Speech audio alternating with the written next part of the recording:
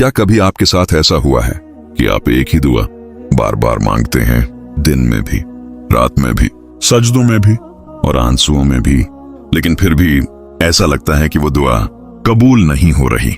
दिल में एक अजीब सा सवाल पैदा होता है, या अल्लाह, मैं कब से मांग रहा हूं, फिर भी आप खामोश क्यों हैं? और फिर एक वक्त ऐसा आता है जब वो चीज जो पहले मुमकिन लगती थी अब नामुमकिन लगने लगती है।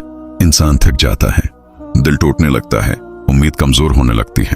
लेकिन बहुत कम लोग ये हकीकत जानते हैं कि जब इंसान एक ही चीज को बार बार अल्लाह से मांगता है तो अल्लाह खामोश नहीं होता, बल्कि इस वक्त अल्लाह कुछ निशानियां जाहिर करता है। ऐसी निशानियां जो बताती हैं कि आपकी दुआ अल्लाह के दरबार में पहुंच चुकी है।